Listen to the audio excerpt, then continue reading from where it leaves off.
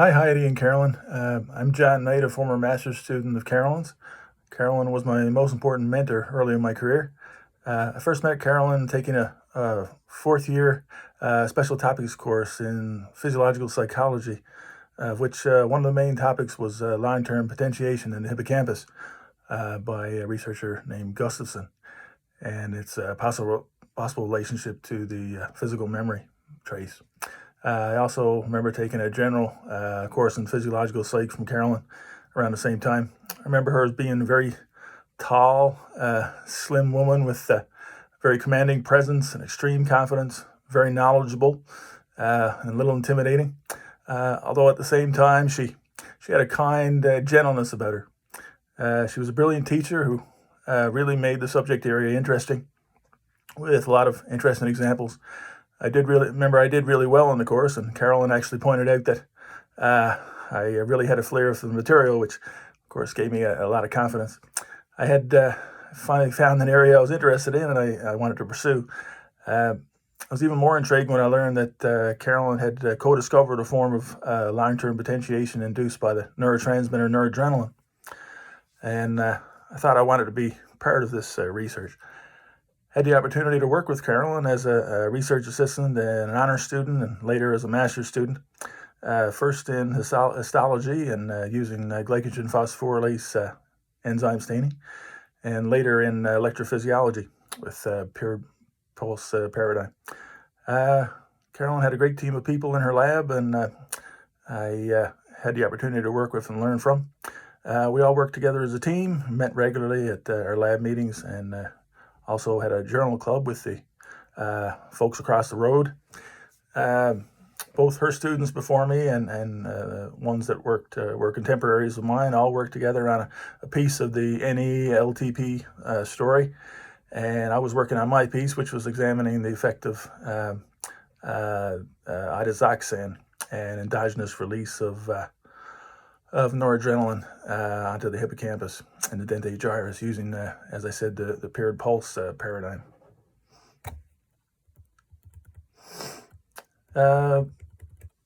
After a few years, we did manage to publish my thesis in the Brain Research Journal. I felt really happy and privileged to have, published my work and have contributed in a small way to Carolyn's norepinephrine story.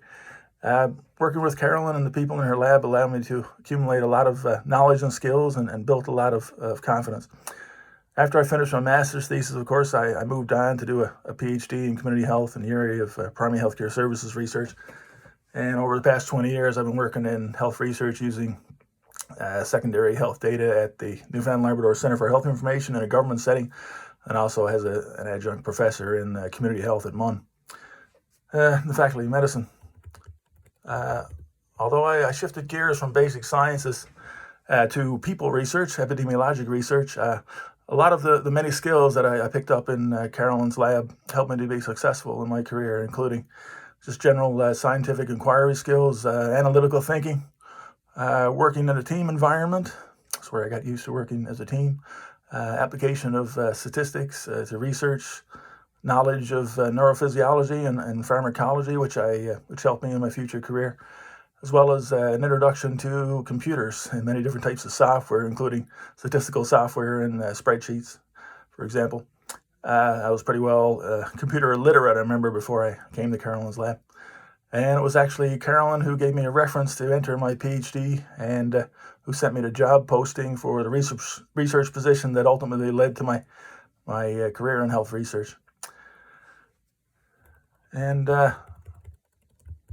although science and scientific inquiry was definitely a passion of Carolyn's, I think perhaps her biggest passion was her students and the junior researchers that she took great pride in mentoring.